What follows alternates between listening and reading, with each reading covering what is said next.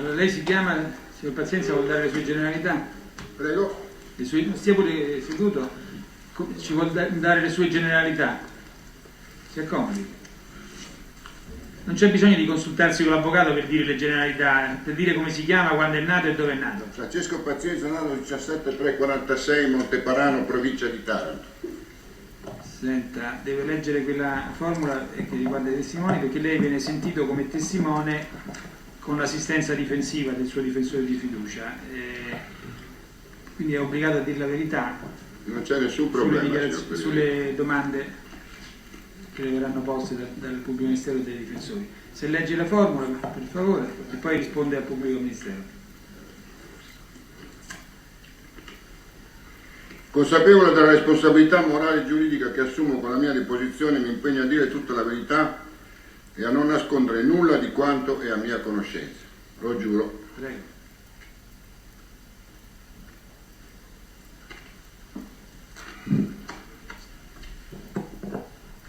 Pazienza, buongiorno. Dottor Tescaroli, buongiorno a lei. Allora, vorrei iniziare da una serie di domande che attengono alla sua conoscenza di Flavio Carboni. Vorrei che ci dicesse innanzitutto dove e quando ha conosciuto Flavio Carboni e chi era presente nel momento in cui lo ha conosciuto. Ho conosciuto Flavio Carboni tra il febbraio e l'aprile del 1981 nella sede del primo distretto di polizia nell'ufficio del dottor Francesco Pompò. Quindi quando io ho conosciuto Carboni eravamo nell'ufficio c'era già il signor Carboni, poi sono arrivato io e praticamente per combinazione ci ha presentato il dottor Pompò. Sì. Lei per quale motivo si era recato? Dunque io mi ero fatto presentare al dottor Pompò dal Ministero degli Interni, dal dottor Federico Umberto D'Amato, perché avevo in corso una specie di lite con l'amministratore dell'appartamentino, io vivevo a Parigi all'epoca ancora, dell'appartamentino in via dei Coronari. Una questione molto banale, cioè doveva mobiliarlo, invece me l'ha dato senza... Cioè, una questione di questo genere, per cui avevo bisogno di parlare con il dirigente di polizia, mi fu presentato telefonicamente dal prefetto D'Amato al Ministero degli Interni, che all'epoca era direttore della polizia di frontiera, stradale e ferroviaria. Sì, ecco, ma la domanda era per quale motivo lei è andato dal dottor Pompò, che cosa le serviva?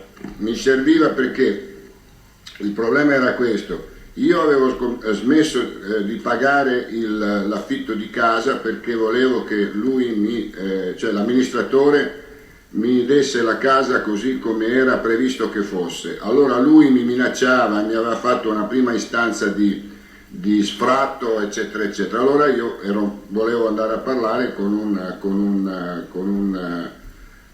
il dirigente di polizia dell'area in cui mi trovavo, che era via dei Coronari. Lei ha saputo per quale motivo Carboni era presente? Sì. Lo vuole riferire?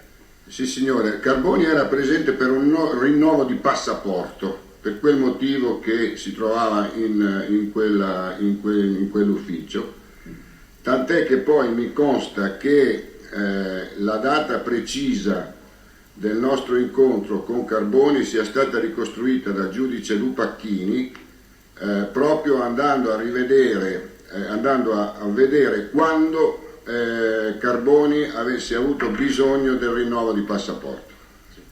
Senta, lei dopo questo incontro ha risentito Flavio Carboni e per quale ragione?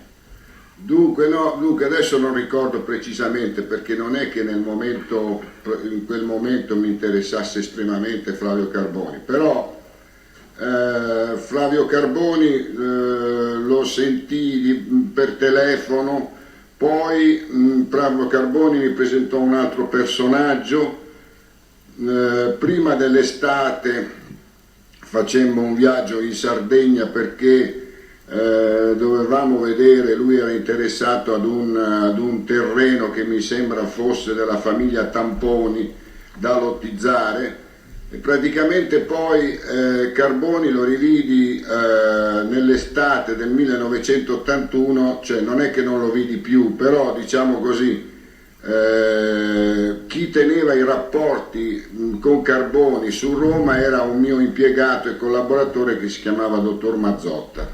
Sì. Senta, voi quando eravate dal dottor Pompò vi siete conosciuti, immagino, no? Vi siete scambiati qualcosa, le coordinate? Sì, vabbè, come si fa solito, mi sembra che gli abbia dato un biglietto da visita, il telefono mio di ufficio, eccetera, eccetera. Lui soprattutto magnificava i suoi rapporti nel mondo politico e soprattutto anche con Carlo Caracciolo, fin dal primo momento. Prendo atto di questa sua spontanea indicazione. Senta, lei quanto tempo è passato rispetto a quando vi siete incontrati poi successivamente? Guardi, adesso lei mi ha detto di dire la verità, anzi devo dire la verità, però quello era un periodo molto agitato, diciamo così, per cui non può darsi che mi sia rivisto di sfuggita. Una volta mi invitò a vedere a casa sua una Formula 1 che aveva comperato. Cioè, il signor Carboni era una specie di vulcano in perenne eruzione, per cui lo vidi 2 o 3 volte sicuramente. Ah sì, no, poi mi presentò, mi pare che mi presentò, fu lui a presentarmi il commerciante di automobile Fausto Annibaldi. Per cui lo vidi qualche volta da Fausto Annibaldi ai Parioli, però diciamo che non si discusse mai nulla di particolare. Lui però sapeva perfettamente, poi gliel'avevo detto io, che era un consulente di Calvi e quindi aveva grande interesse naturalmente a poter conoscere Roberto Calvi. Senta, lei in quel periodo era interessato ad affittare una barca? Sì, esatto, sì. Quindi ha chiesto sostegno, si era portato a Carboni? No, sì, a Carboni gli chiesi di presentare. Allora, guardi, i passaggi furono questi. Carboni, io volevo comprare un motoscafo, allora mi rivolsi anche a Carboni. Carboni poi mi presentò Balducci. Balducci a sua volta mi presentò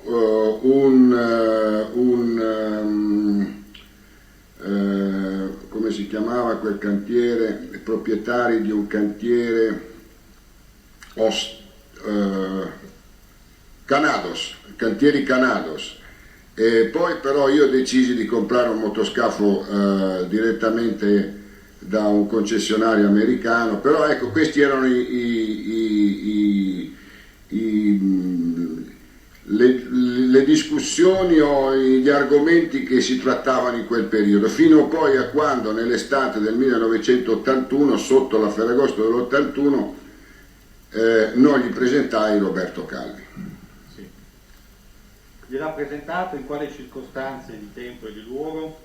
Allora, guardi, innanzitutto trovavo che Carboni potesse essere di interesse a Roberto Calvi perché aveva delle relazioni che in quel momento potevano essere di interesse per Roberto Calvi, soprattutto con la sinistra democristiana e, ripeto, con l'editore del quotidiano Repubblica, che era particolarmente attivo contro Roberto Calvi. E quindi lui si trovava in Sardegna, io avevo avuto in prestito una villa dal costruttore Carlo Cabassi di Milano e quindi ci trovammo, lui venne, mi ricordo, una sera sotto Ferragosto del 1981, venne una sera ospite noi a cena, poi ci ridemmo appuntamento, non mi ricordo se a Budelli, una di queste isole intorno a Porto Rotondo. dove lui si trovava con una sua barca che era molto più grossa del nostro motoscafo, e così si conobbero Roberto Calvi e Flavio Carboni. Sì. Lei ha posto in rilievo, in ordine alla genesi di questo rapporto, questo interesse che sembra essere, dalle sue parole, quello di Calvi di conoscere determinati soggetti referenti politici della democrazia cristiana, della sinistra democrazia cristiana. Guardi, il problema... Mi scusi lei. No, scusi lei. Ora, siccome ravviso una non collimanza con quello che lei ha dichiarato in fase di indagine, io vorrei darle lettura, quindi fare una contestazione per verificare e comprendere meglio questo momento genetico del loro rapporto. A pagina, se il Presidente lo consente, a pagina 2 del verbale del 20 giugno 1982, lei dichiara: ci vedemmo poi in occasione dell'incontro con Calvi, sostanzialmente sollecitati da Carboni, quindi l'iniziativa è di Carboni. Inizialmente il rapporto tra Calvi e Carboni rimase sostanzialmente indistinto. In seguito il Carboni iniziò una pratica di finanziamento per 7 miliardi presso il Banco Ambrosiano, fornendo una garanzia immobiliare che la banca stessa stimò in 40 miliardi di lire. Le prime erogazioni avvennero nel novembre, se non erro. Mi scusi. Che Carboni cercasse il contatto con Calvi è fuori da ogni dubbio, perché Calvi era uno dei più importanti banchieri italiani. All'epoca ero la possibilità di questo collegamento, però nello stesso tempo pensavo che anche il rapporto o la conoscenza di Carboni per Calvi sarebbe stata utile, perché Calvi in quel momento si trovava completamente isolato o quasi isolato da quello che era il mondo politico italiano, perché i signori Gelli e Ortolani non erano più disponibili. Io, che avevo sempre vissuto all'estero, non avevo delle relazioni politiche come potevano interessare a Calvi sul territorio nazionale, cosa che invece ne aveva Carboni. Ecco, questo volevo dire. Quindi, che Carboni volesse incontrare o avere rapporti con Calvi mi sembra normale e logico, però non che Calvi avesse bisogno di Carboni, però mi sembrava utile a Calvi poter conoscere persone che a loro volta lo mettevano in contatto con certi ambienti politici. Questo volevo dire. Poi non dimentichiamo che sono passati 24 anni. Certo. Comunque lei ha dato prova di avere un'ottima memoria. Sì, no? Ma vede, le memorie sono così fatte. Sulle cose che mi servono personalmente la mia memoria, le altre cose che non è che non mi pare di avere detto delle cose che siano completamente in contrasto con quello che lei mi ha, diciamo così, contestato adesso. Molta gente voleva conoscere a quell'epoca Calvi e io non gliela presentavo, perché molti mi sollecitavano questi incontri, però non è che io tutti quelli che mi sollecitavano un incontro poi facilitavo l'incontro. Allora, lei sa se nel dicembre del 1981 Carboni abbia presentato qualcuno a Calvi e chi abbia presentato? Guardi, dottor Tescaroli, il problema è che una volta che io presentai Carboni a Calvi, poi a partire, l'ho scoperto dopo, tra gli atti di vari procedimenti, ho scoperto che vi erano state una serie di presentazioni, di incontri, eccetera, eccetera, che Calvi e Carboni tenevano nascosti. Nel dicembre 81 mi pare di ricordare che ci fosse stata la presentazione del gran maestro della massoneria dell'epoca, che era il dottor Armando Corona. Quello sì, mi pare, se a questo che lei vuole si riferisce, perché poi tante presentazioni o contatti, dopo letto, libri, atti, palazzini, eccetera, io non ne sapevo assolutamente niente. Carboni del dottor Corona no, quello lo so. Sì. Senta, riesce anche a ricordare dove è avvenuto questo incontro? Tra Carboni e Calvi? Cioè Carboni, Calvi, sì, credo, Calvi per la presentazione. credo che fosse avvenuto nella sede ufficiale o nell'albergo o nella... Colonna Palace? È un albergo, non mi ricordo, però è un albergo proprio di fronte al Parlamento. Colonna, però non mi ricordo, proprio l'albergo di fronte al Parlamento. Senta, nel dicembre del 1981, com'erano i rapporti, per quello che lei ha potuto constatare, tra Calvi e Carboni?